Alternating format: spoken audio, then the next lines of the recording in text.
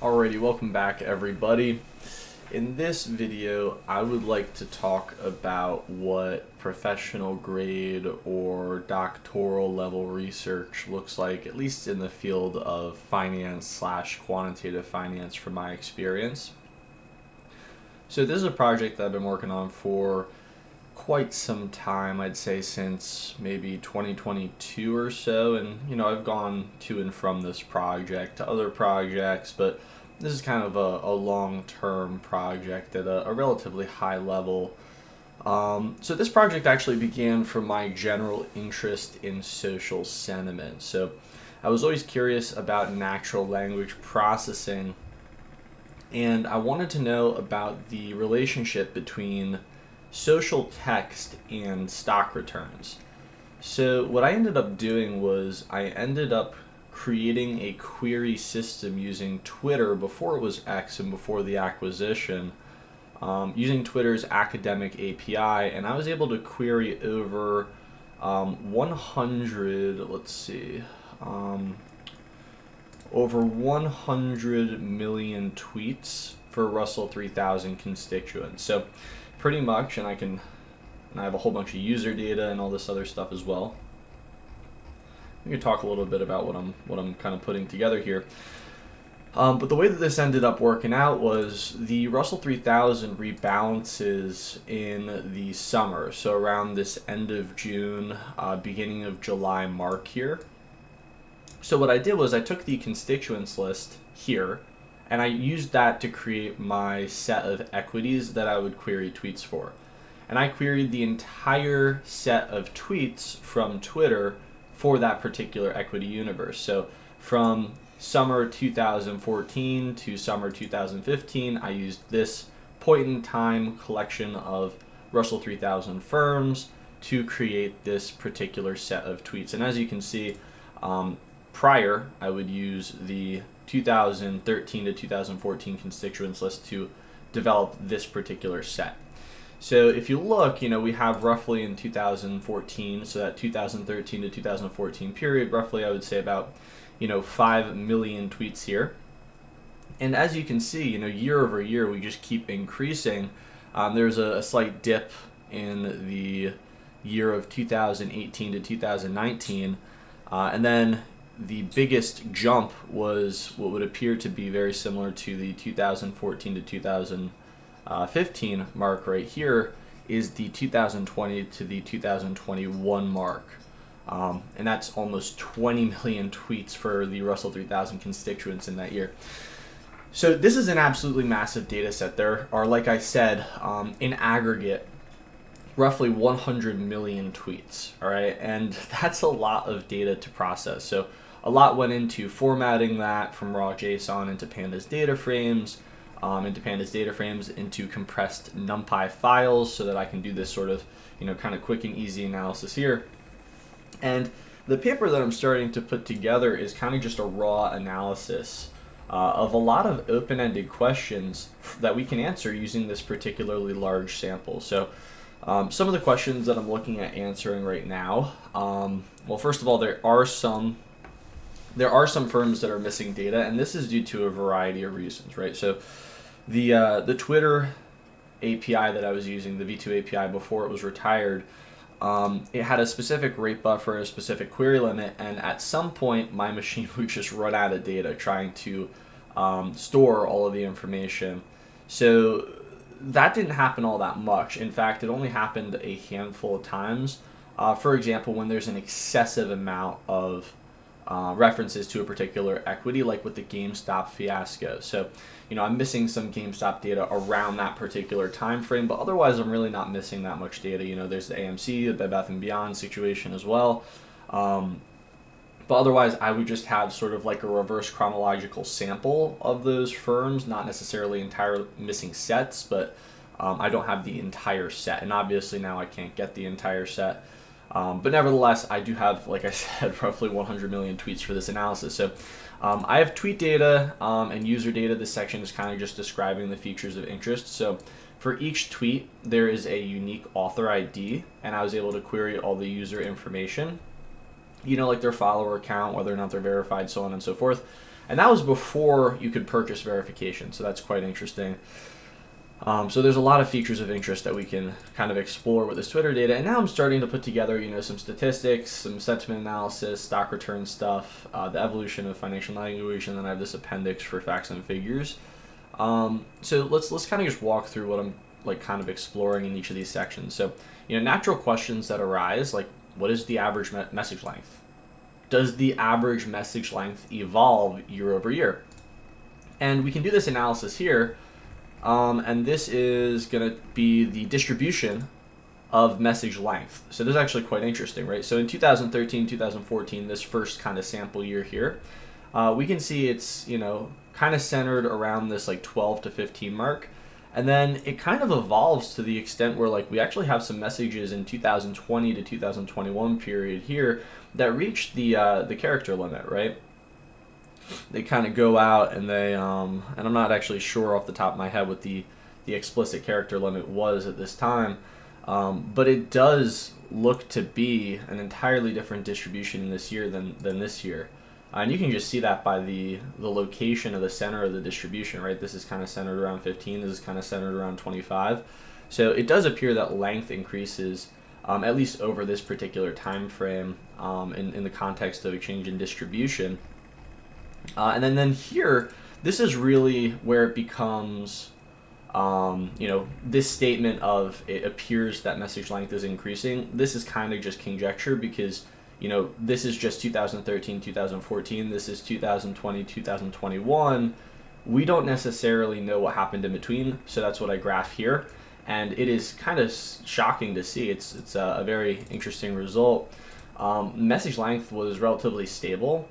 And then in 2017, 2018, it shot up to a new average word limit of roughly 20, and then it continued to increase up to 26. So it should be noted that these are actually words; they're not characters.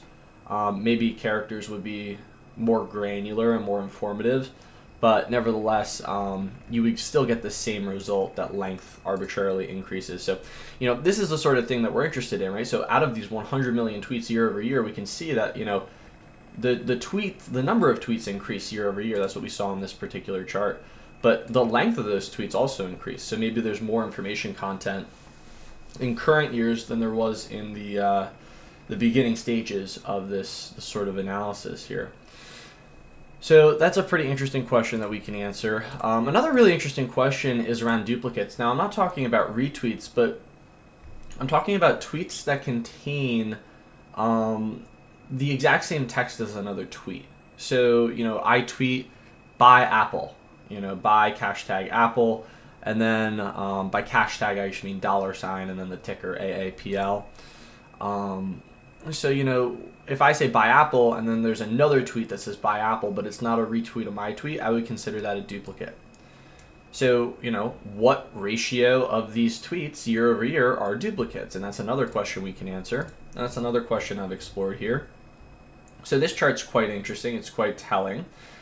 We can see that, this red line here is the number of unique tweets. And this is going to be pretty much exactly the same. It's a scaled version of this guy here because what we're doing is we are multiplying by the fraction of unique tweets year over year to get the number of unique tweets derived from this graph. So what I do is I come up with a ratio, so this duplicate percentage here. I do 1 minus that times the total number of tweets, and that's going to give me the unique number of tweets. So you can see that roughly around 12-13% of tweets in this first year were duplicates, and then that shot up to almost 22% in the following year, 2014 to 2015, and it started to trend down 2016, 2017, and we had a lower number of duplicate tweets, and then we kind of stabilize around this this mean here. So this is the mean duplicate percentage, the average duplicate percentage across this particular time series. And it kind of looks like it's just reverting to this sort of mean here. Obviously, there aren't enough data points to confirm that notion, but it does appear relatively stable around, I would say, roughly 15% on average. So that's an interesting heuristic of this particular data, that the roughly 15 to 20% of tweets in a given year are just duplicates. Now, I'm not talking about retweets. I'm talking about the exact same message again and again and again, sometimes 20, 100 times. So that's pretty interesting. And a question that we can kind of derive from this sort of other question is, how does that affect the information quality, that we're trying to do in downstream analysis? So if we're trying to use tweets to predict like cross-sectional equity returns or something of that nature, how do these duplicate returns affect that analysis? Okay, a lot of what this is, studying this particular paper is a high-level impact of these different elements. So the idea of message length, the idea of duplicates, on downstream analysis. So like, does the downstream analysis change because, as a function of, how many duplicates there are, as a function of length, right? So this paper is outlining things that could have major implications in that particular downstream analysis. Another really important question is this idea of single cache tags versus multiple cache tags. And I think in my paper I actually lumped these two together. So I do end up doing single and multiple cache tags. So I can do single and multiple cache tags in one section. And this idea is actually a very interesting idea, that the tweet itself is being queried because it contains one or more cache tags for Russell 3000 constituents for a particular year, right? Now, what that means is somebody put a $sign and then an equity ticker for a member of the Russell 3000, right, for that particular time period, end of June, early July to end of June, early July. That's why this time series is, you see in between each start of the year. Instead of rebalancing at the start of the year, we rebalance when the index rebalances. So that's exactly why we have that sort of rebalancing pattern. But the idea here is a little more, we're not exactly certain whether or not a tweet is being queried because it contains one reference to one ticker, or if somebody's spamming tickers. So like buy Apple, buy Amazon, buy Google, etc. Right? So we don't know how many tickers are in one particular tweet. So what this section is sort of analyzing is the idea of single versus multiple cache tag tweets. So, what ratio of these tweets contains a single cache tag? And really what I'm getting at here is, does the information embedded in one tweet apply to all of the cache tags that are being mentioned? Or is the information quality diluted for all of those cache tags? Do we get better information content when we have a single equity ticker? So, for example, if this was a tweet, buy Apple, the information is relatively clear.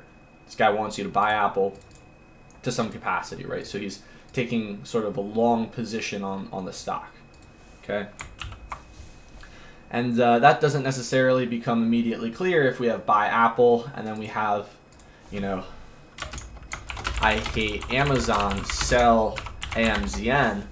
If we were to use some sort of very fresh out the gate sentiment model, and I'm not talking about a transformer model, I'm not talking about something that can process the sequence of text effectively enough to parse that Amazon is the one that should be sold and Apple is the one that should be bought. I'm talking about just like a basic out of the box like Vader sentiment methodology or a dictionary based sentiment model. This probably would be interpreted as overall negative, when in reality the Apple ticker has a positive financial context, right? They want you to buy, but they want you to sell Amazon. But because there's this word hate, this message would most likely be perceived as overall negative, and that would apply not just to Amazon, but to also Apple. So, that's what I mean by diluted information quality, or a noisy information quality to the particular tickers it's referencing. So this question that we're looking to answer here is, what ratio of tweets contains only one hashtag? Okay, so we're not talking about multiple cache tags, but just one single cache tag like this. And it turns out, roughly, I would say, 50 to to maybe 60%. And again, this kind of looks like it's mean reverting around the 55% mark here to some capacity. You could make an argument that it's 60, 50%, what have you, but nevertheless, I would say roughly 55 to 60% of tweets in a given year are single hashtag tweets, which means the rest of them are multi-hashtag tweets.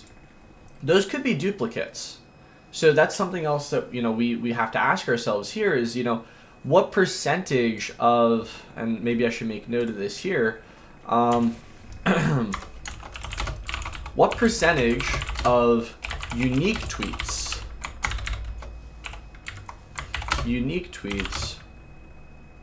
are single hashtag tweets? So the figure above analyzes for the entire set, including duplicates, the proportion of single hashtag tweets, but after removing duplicate messages, what is the ratio of single hashtag tweets? In other words, do duplicate messages contain multiple hashtags more often than unique messages? So that is another question that we are interested in answering, and that would be an extension of this particular figure, right? So this is looking at the entire set of tweets, but then what we're going to want to do is we're going to want to look at the duplicates, right? We're going to want to throw out these 15 to 20% duplicate tweets and then rerun this analysis, because most likely, and I would hypothesize, this proportion is going to be higher. So we're going to see maybe 80, 90% single hashtag tweets in unique tweets. Okay? And that kind of makes sense, right? Because if I am a unique tweeter, right, so I'm not going to duplicate a message, maybe I'm not a bot, then I'm going to try to reference maybe only one equity at a time in a given tweet to convey some sort of sincere information about that equity. Now, this idea that a tweet that contains the exact same text as another tweet that contains multiple hashtags, so Amazon, Apple, Google, Meta, what have you, if that is the case, then we may have a decent proxy for the number of bot users year over year. So perhaps we can say that the duplicate tweets, or tweets that contain multiple hashtags, so people just spamming hashtags, maybe that is a reasonable proxy for a bot account. And there are other reasonable proxies as well. So I have a whole section here on bot accounts. Within the user information, we also have like posting frequency, total number of tweets posted. So if the total number of tweets posted is like 5 million or whatever, then we clearly have some sort of bot account. But that could be another proxy, or at least a lower level proxy for accounts that don't have millions of tweets. That could be a reasonable proxy for a bot account as well if they have duplicate messages and they're just spamming hashtags. Okay, so that's pretty interesting. Another interesting question could be how many people are adding or mentioning another user in a tweet. So that would be single multiple hashtags here, emojis. Maybe underneath here we can say mentions. So that could be something interesting to add below this particular section. And I would like to add this here.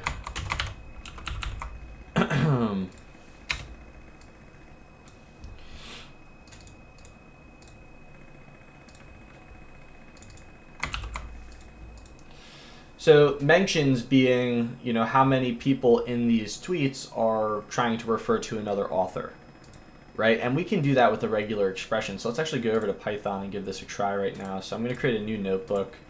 And this is just one environment I have. Obviously, I have like hundreds and hundreds of notebooks for the formatting of this capacity of information here. So let us just kind of steal these imports. So this is how I've been importing everything so far. This is going to be mentions.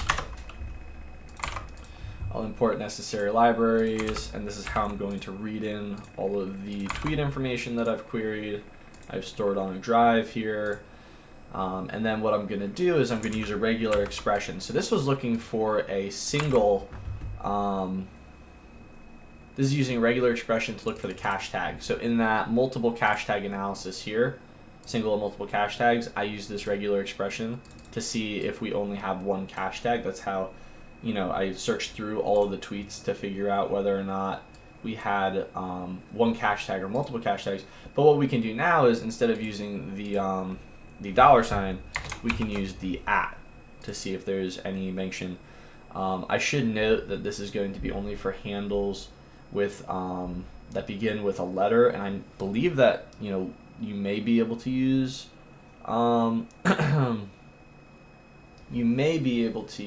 numbers first, but this could give a reasonable proxy. So I'll say contains mention, and then we're gonna match because we want to find multiple mentions as well, and then if return match. So let's give this a try. We'll say contains mention at Roman.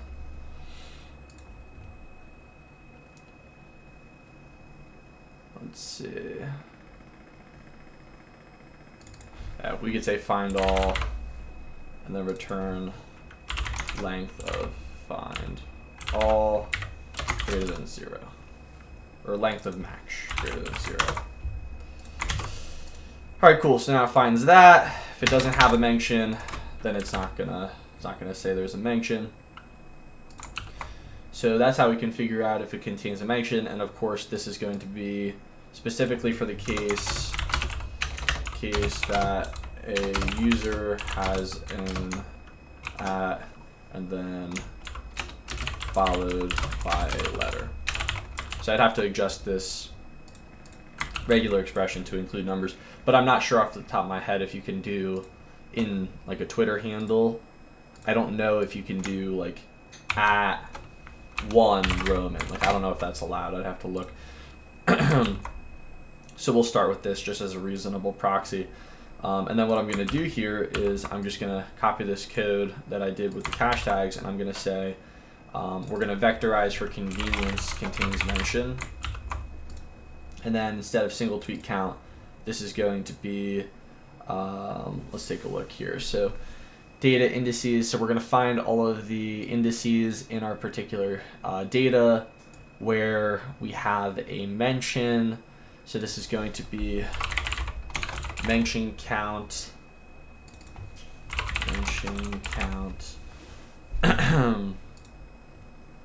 Okay, that's good. So let's do this for, and I'm just going to comment this out just to test it. Let's do this for the first item, so 2013 to 2014, and then we can just check to see how this looks. So I'm going to run this for range 1. Okay, so let's take a look and see if that contains mention function worked. So I'll say data indices.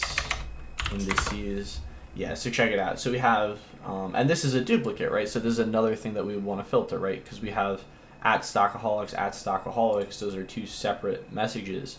But look, we have @Rupert Murdoch, @82 starts with 2.6 billion for deals, Bloomberg News, and then look, there's a collection of cache tags. So hopefully you can see now the different tiers of analysis that need to be done.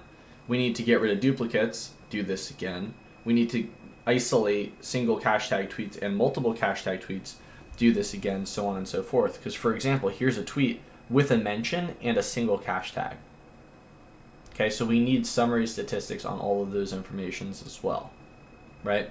So let's just take a look then. Let's take a look at the mention count. How many tweets? There were 843,000 tweets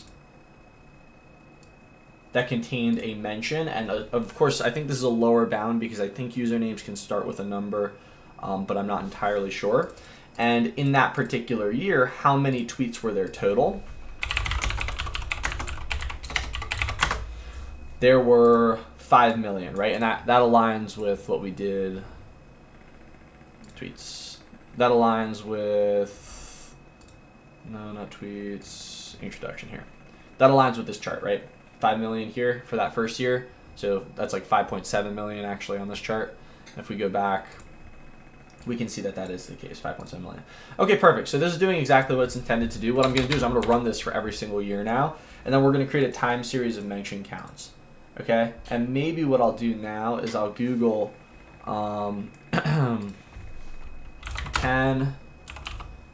Twitter handles start with a number. With the exception of underscores, check to make sure it has our number.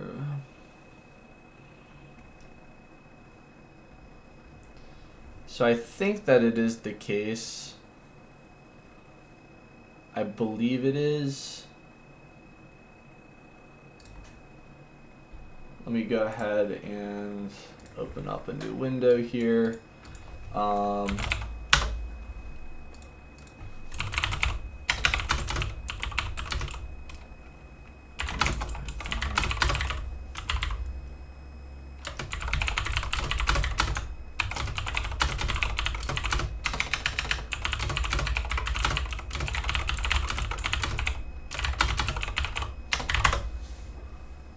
All right, so I'm just looking up the documentation now for regular expression.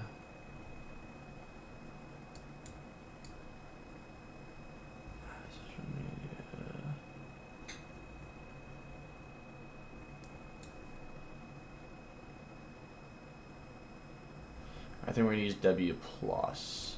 So let's do, we'll go back to that single example. And this was mentions with just a character after. So now we're going to use W plus. And then this should increase. Okay. So then it's not W plus. Slash W plus.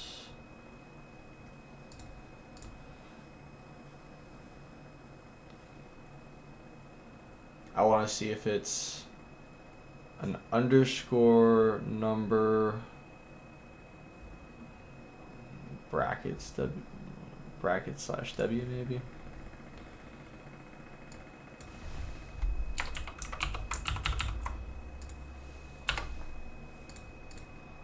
Let's test it here. Contains mention at underscore. Okay, that's good. At good, at a, good, at one, good, at space. Okay, good. So that works. That's what we're looking for. Good. And then I'm going to do this.